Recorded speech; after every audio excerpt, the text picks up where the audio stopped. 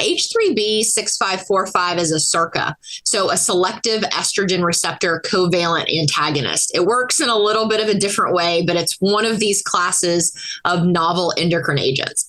We presented the data, essentially the conclusion of the phase 1, which was actually a really large data set. There were 151 patients treated. And we determined that the recommended phase 2 dose was 450 milligrams once a day.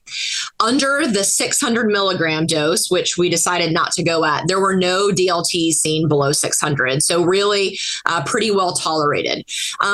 Adverse events of special interest were bradycardia, low heart rate, QTC prolongation, and rash. And we did see, in terms of all grade, about 45% bradycardia, 12% QTC prolongation, and 18% rash. But in terms of severity, these were all quite mild. And we only saw interruptions in 2.6% of people due to bradycardia and less than 2% of people for QTC prolongation or rash, which really tells me that the drug was very well tolerated at 450 milligrams.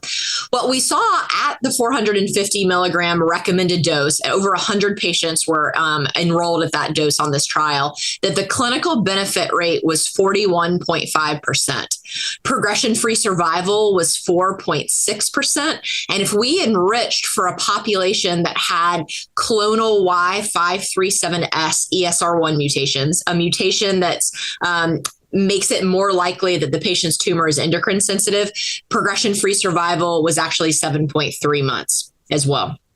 The one thing that I was really encouraged about seeing this is there were a few patients on the trial, about 11, that had already seen a novel oral SERD or SERM.